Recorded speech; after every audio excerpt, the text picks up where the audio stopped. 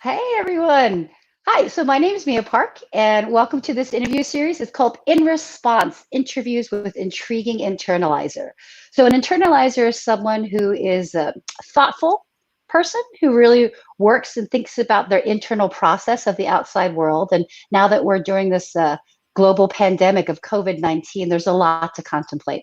So I'm based in Chicago, Illinois, and I'm interviewing people I know all over the world. And make sure to like my Facebook page, and you want to subscribe definitely to my YouTube channel so you can keep getting these updates. And today I'm so excited because we have the guest today is Guillem Bernadó. Forgive me if I'm butchering your Spanish name.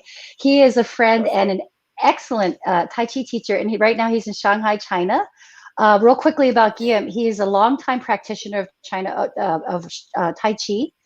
Daoist Tai Chi, 23 years or so. He runs a school manages a school in Shanghai, runs a school in Spain, comes here to North America, has students in Canada and the United States from all over. So I'm really honored that you're here.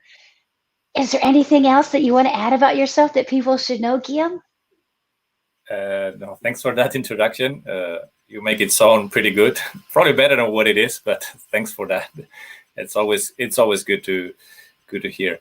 No, I just wanted to say a little bit because about myself. I don't want to tell like my whole story. It's going to be too long and maybe not enough intriguing or interesting. But I think there was a point where I was kind of called by this idea of idealistic idea of some Taoist masters that were doing something quite interesting and looking for this internal training, personal evolution, something like that. That was probably when I was 15, way before I had really any contact with anything.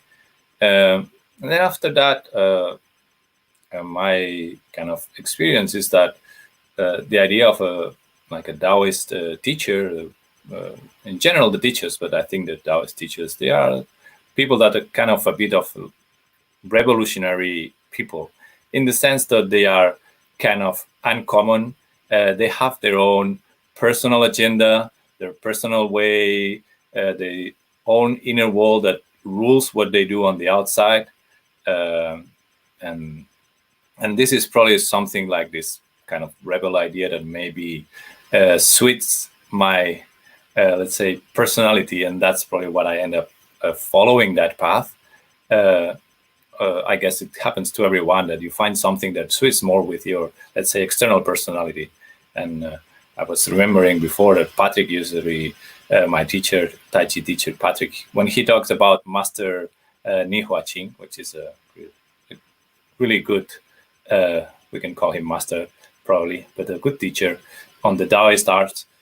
And he says, yeah, he's a very sharp mind, and always speaks like the truth and very direct, very sharp. So it's just like not following any social conventions or anything, but that's something that it's really helpful for the training. So I'm far from that, but I'll try to say things as I experience and feel it. So I think that's what I wanted to just add as an extra information. Well, that's cool. That kind of segues into the question. We know the conditions in Shanghai, China from the news. So let's talk about the outside world for a second. What's unique to Shanghai, China right now in time and space that's influencing the response? I think probably the main thing in time and space, it's exactly that we're ahead in time, not like ahead in time from the US, but we're ahead in time of all this pandemic or COVID-19 situation happening. So in a way, we are finishing a process that other countries are just in the middle. So I think it allows to understand a bit better what's going on, and you can, I don't know, have a bit of take a step back and can see the whole picture. But beyond that, I wouldn't say there's much more difference, because I've seen from what I've seen here and what I've seen my friends tell me from Spain, from the US, people that I know, situation is a bit more of the same. It's a lot of not clear information about what's going on, a lot of irrational fear and misinformation, and a lot of not clear what the governments are doing, what information is true or not. So that is, I think it doesn't matter which part of the world you are physically. I think that unfortunately is a bit the same. Yeah. So thanks. Now we're going to talk about your inside world. So you started out adding on to your kind of description about yourself, talking about how you're attracted to how these Taoists process, but that you said you're far away from it. So can you share with us a little bit your influence from them? You're probably closer to it than you think from the outside looking in. But anyway. Well, I mean, ideally, if you've trained something like that for many years, of course, that should make some influence. And I think that happens in the sense, if you practice some internal arts, like Taiji meditation that I've been doing for these years, then you should. There's two things that kind of clearly happen where you develop some, let's say, internal energy supply, one thing, and then some kind of inner will that can support yourself and help you to be more balanced when the situation is a bit off on the outside. And I think that's the background of it. But how can I put this? Because and the idea is, well, I think this situation makes a bit the idea of what is the outer situation, what is life in it for, what we want to use it for, or what is it for. So, and then in this situation, for me, it's clear. It has always been clear that the sense if that life is something that it's there, and our bodies and all this system it's a tool for our internal development.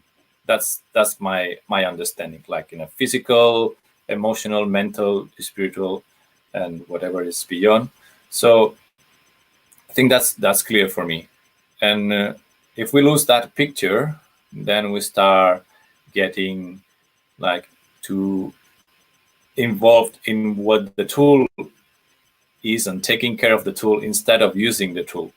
And then it's normal that things become extremely complex because we lose the track of what we are doing here, and that's probably the main thing that in the end you can see that some people is maybe starting to question.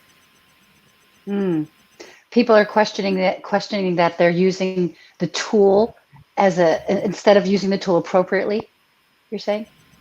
Yeah, and like working for the tool, you're working for the body to stay healthy with just nothing bad against it. But okay, but if it's healthy, what are you going to do with it?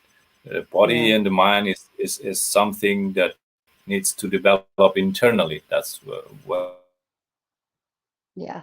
I mean, so then if you don't do that, then you end up in this circle, and then you get all this fear of whatever can happen, because if all what it is this body is gonna die sooner or later. But it is something beyond. That beyond is not gonna die. So in a way, nothing was born, and nothing is gonna die. But this body, for sure, it's gonna go back to the earth again. So while we have it, what we want to do with this, I think that's what I've been pursuing all over these years, and it brings that result. So at this moment, I can have the feeling that this is supporting myself. So I feel some kind of balance, and I know it comes from the inside out. It's not just because I can, I have some skills, strategic skills to manage this situation externally. No, I think it comes from some inner balance. Maybe it's a lot to say from my side, maybe a bit optimistic, but I truly believe that. Oh, no, it's good. It's good. By the way, I want to let people know that you're welcome to ask Guillem questions or leave comments on YouTube and Facebook. So if you'd like to leave a comment, you can say, or say hi. We've got people from all over the world watching now, so we want to see if you chime in and let us know where you're from. That'd be cool. So the next question actually ties in a lot. It dovetails off of what you were just saying. So if you feel like you had answered it already, we can move on. But is there a specific, like, do you have a specific spiritual or philosophical response to this COVID-19 pandemic? It's a very unique time. It's a very unique situation that we're finding ourselves. And I'm wondering what your response is that way, kind of internally. Yeah, well, in a way, it relates to what I was saying, because if you understand this idea of what is life for some internal development, then the external situation, it puts it in a much more relative distance. It doesn't mean things don't happen, but it's not just the only thing happening. So that's one thing that is probably in there. But also, I just thought of something I wanted to say, and I kind of forget. It will come at some point. It'll come. Yeah, what was it? Yes, I know. Because in these moments, when things become difficult, there is a good possibility to see yourself in reality.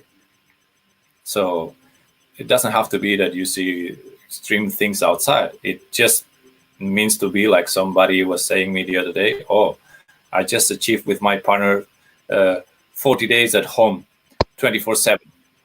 That never happened before to this couple. So it's a good chance to see where things happen, or people, being with their kids 24/7. That's not a normal situation. That adds a lot of pressure. So, and you can try to fight it, or you can try to avoid it, but it's also a chance of that you can see what it is inside yourself that won't show when you're in a more comfortable situation, and then you individually as a person have a chance to see it and work on it and transform it or refine it, whatever you wanna call it. That's the idea. So that's how I'm approaching these moments right now. Yeah, I hear you. I'm kind of very similarly doing like this pressure. We talk a lot about pressure in our Daoist Tai Chi lineage, that we need this pressure in order to transform. On the gross level, I think it's a lot like, a piece of coal to a diamond. It takes so much pressure for that to change, right? So for some of us who are watching this that are not so familiar with our technique, when you talk about that pressure being an opportunity to refine, can you, like, for the layman, for the non-Tai Chi nerd like us, can you talk about what that refinement looks like? And maybe what it is for you personally? Yeah, well, I mean, it depends a little bit on, not depends. What I would say is if you haven't trained anything, like you get used to whatever, see how the body responds, how you respond emotionally, how your way of thinking behaves, it's going to be difficult to catch those things in the moment that you can transform it. So it may be a good moment for people that have done nothing before to see that they may need to do something. Because when it's happening, if you have not done anything before, it's probably too late. It's just like in Spain, they've been dismantling the hospital system. Now it's too late. It's just like, yeah, I can tell people can say what to do, but if you haven't done it for the last 10 years, and now you don't have enough hospitals or enough people doctors and nurses to take care of the situation. So this is a bit the same. So it's a good chance to see the things, and maybe I need to work on that. Maybe I need to work on balancing my inner life with my outer life, so that all that I work on is not what's happening outside, but what is happening inside myself. And that would take quite a bit to explain, and that's what we normally practice. But yeah, that's probably the best thing you can find. That's my alarm sounding. Sorry. That's okay. The alarm's like, hey, time to refine right now. That's a joke. It's kind of like our lifestyle is our pressure anyway. And now that our lifestyle is so interesting. So I'm going to ask something personal. You can say, you can pass if you'd like. When you talk about, so you're talking about like the levels of awareness, like someone who hasn't been practicing Tai Chi for 23 years, just their level of awareness is an entry point towards this refinement. Is there anything that you, Guillem Bernadó, is specifically working on refining right now during this pandemic that you want to share? Oh, I think you called me out of. You can pass. It's okay. No. It's okay. I'll just think. That was not on the list. Yeah, exactly. Well, I've specifically been working because in how to balance the idea of not getting too involved in what is going on, but at the same time, there's some things that you need to get involved.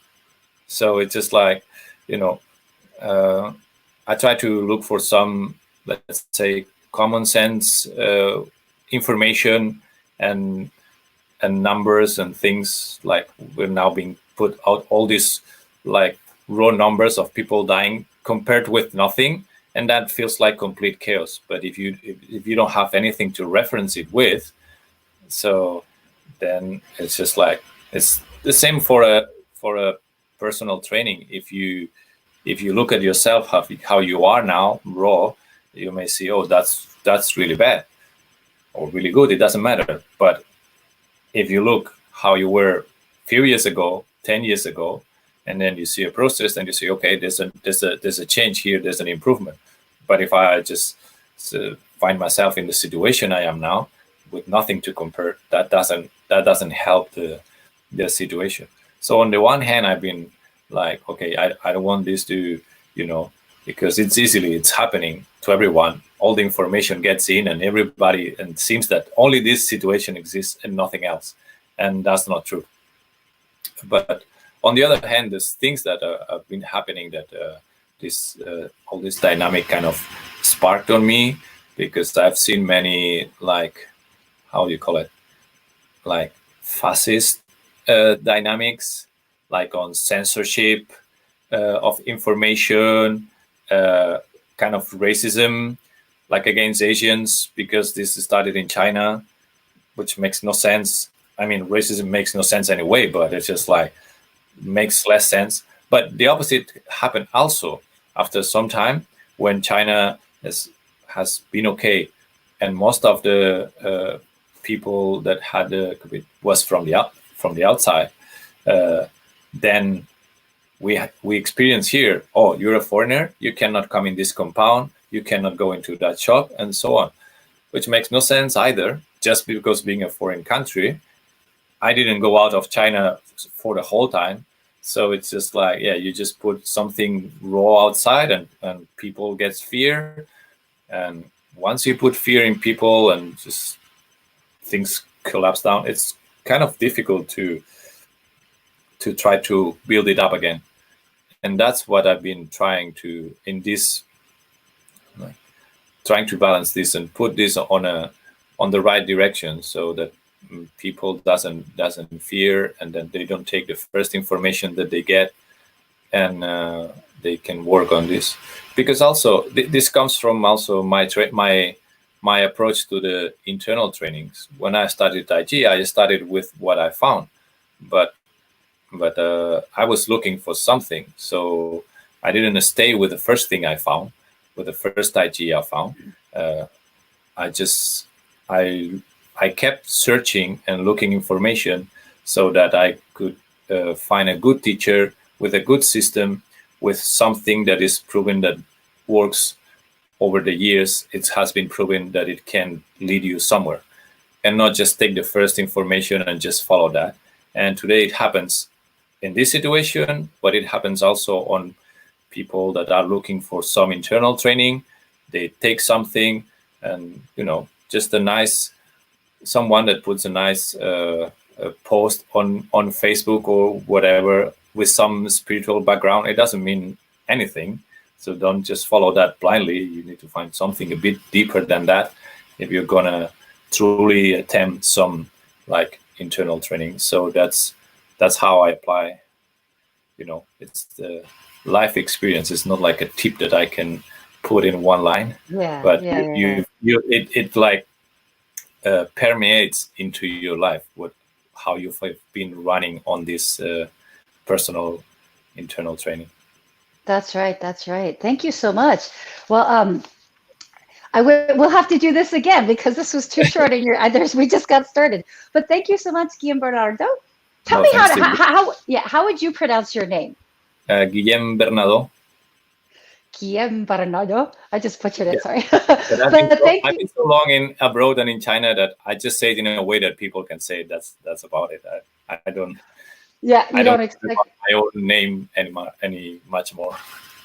Well, and that's what you just said. How you explain your name in China sounds like how you're approaching life. Like you meet it where it is, and you don't get attached to the outcome, or what if I can interpret that quickly.